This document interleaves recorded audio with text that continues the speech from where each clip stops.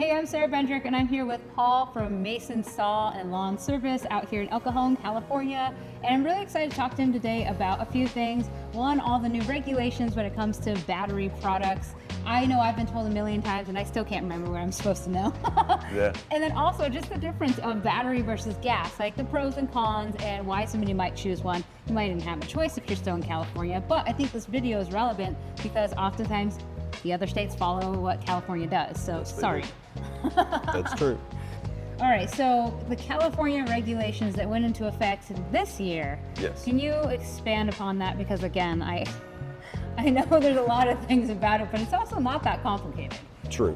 In January 1st of 2024 is when the law kicked in. They've been working on this for about 5 to 6 years, Sure. but they just sped it up a little bit. And basically it's anything under 40 cc's that's a handheld product. Chainsaws will be a slight exception. Now, pretty much anything that is a handheld outdoor powered product. Now you can own any of these. You Yes. just can't go, the stores are not going to sell them anymore. Correct. after Anything, the threshold. anything manufactured after December 31st of 2023, we cannot sell in California if it falls below those limits. I'm a big fan of battery, and I hate that like people are being forced to do something because it always like, I'm going to tell you do this, you're not going to want to do it, Right. right? So you're seeing some of that, I imagine. Yeah, it's pretty much a holdover from when we were about 3 years old and we didn't like being told what to do. So it's not a whole lot different in this industry. Yeah. The real issue is, like I tell everybody, it's just fuel. How Yeah. much fuel are we going to burn to do the same job? Sure. Yeah, and so I think with the battery, as a landscape contractor, we're not doing maintenance all day in and out. We do design and we do build, and then we have to clean up our job sites and sometimes use some tools. Some of them are gas, but most of them are battery at this point. And I Right. think like for the convenience, the lightweight, and not having to deal with the emissions and all that has Right. been super beneficial. And I think anybody who's starting to transition over, as long as they're working with a product that has, a good system, Right. I think they clearly see the benefits. Right, and that's kind of what I talk to people about, is try to stay with professional outdoor power equipment companies like Yeah. Steel. That's all they do. They don't make drills. They don't make all these other tools that you can get at the local hardware store. They just do outdoor power equipment. Yeah. So that's where you're going to get the biggest bang for the buck. Sure. So yeah, And for people who are maybe a little bit resistant to leaning into buying the battery, I think there's an argument to be said that there's equal or maybe greater value out of these tools depending on like the scope of working with the job. yeah. Depending on the class, like you say, the AK versus the AP, and the size of property that you have to work at. Yeah. And we saw a lot of people transitioning early, mainly because of noise. Yeah. That was a big thing. Nobody really asked me about the environmental side. They're like, do you have something quieter? And speaking of that, I think that's a good time to transition to the difference of gas versus battery powered equipment. Paul's an expert here, so I'm just going to listen. No, I like finding common ground with people so people understand internal combustion engines like weed eaters and cars and things like that, and translating that type of technology into electric. There's very little common ground. Sure. So most people aren't electricians Yeah. and that kind of stuff. So I want to find some way that they can actually understand what I'm saying. Yeah. So like I'll point to a machine, say like this weed eater here. So there's 3 major terms in electric that you hear a lot about, and the main one they focus on is voltage. Yeah. So voltage, for comparing it to something on a gas-powered machine, is stored potential energy. Yeah. So voltage is kind of like a fuel tank. This is where you store your gasoline until you're ready to use it. Sure. And then there's another term that they throw out there, is called amperage. Yep. Well, that is the conversion mechanism from voltage to generate power.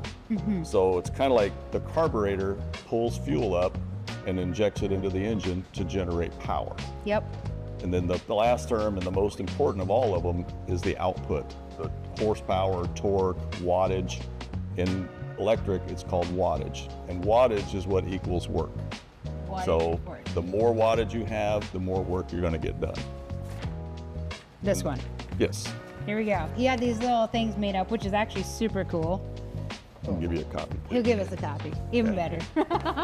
So to translate that again from gasoline powered equipment to electric equipment, so in the gas powered unit, the gas tank is our stored potential energy. Yep. In the electric unit, it's the battery. Yeah. That's basically an electric gas can is what that is. Electric gas can. I like So- that. So that's our stored energy. The other stuff like the carburetor, which is what pulls the fuel in and converts it to horsepower, you can't really see it. It's in this big magic box here. And it's the controller and the electric motor. Yep. But that amperage is what moves that energy into the motor and generates power. For you, the people that you see most often coming in, they're mostly gas users still? Or, Correct. And so they're in this transition of figuring out what Right. products are the good replacements Right. that are going to be at similar power and runtime. Correct. And that's kind of what we kind of focus on is how are we going to help them pick the right machine to equal what they're doing in gas powered or get as close as possible. Sure. The other thing I always tell people too is you think about the cars that are converting to electric now. Yeah. Well, there's a reason a Tesla can outrun a Porsche. And the reason is electricity is the most efficient form transfer of power. Yeah. So at 1 RPM, you have 100% torque. Wow. So you don't have to wait till this machine gets up to 9,000 RPMs. You have the exact same amount of torque at the top end as you do at the lower end. All you're really doing is changing the speeds. Sure. So I don't need to go super fast to cut grass. If I'm cutting big weeds, yes, I want a little more power, a little more speed, so I'll ramp up the speed. Yeah. That's why at Steel, the one thing I love about their machines is they have 3-speed settings on the machine, but the torque is pretty much the same Yeah. across them. And so that's the alternative to having gas cans in the back Correct. of your truck, Exactly. which is kind of nice because it doesn't spill all over your car seats like Right. I've done before. Oh yeah, yeah. And for the commercial guy, it's very important that you can't misfuel it. You can't accidentally yeah. not put mixed fuel in a chainsaw or a string trimmer, which happens. It happens a lot. Yeah. You know, we'll talk about it. The main difference you'll notice, there's no vibration Yeah. because there's no engine. Because an engine is off balance by design because it's moving the piston back and forth. Yeah. Where the electric motor is just turning in a circle. Sure. So you don't, number one, you don't feel that vibration feedback in your hand. You don't have the noise. But as far as torque and consistency, you're going to have the same amount of power from the moment you start to the moment Yeah. you stop the cut. Yeah. That's Absolutely. interesting. Well, I don't have any more questions, but if you guys have questions, just let us know in the comments below and maybe I'll come back and ask Paul again. Be glad to help anytime we can.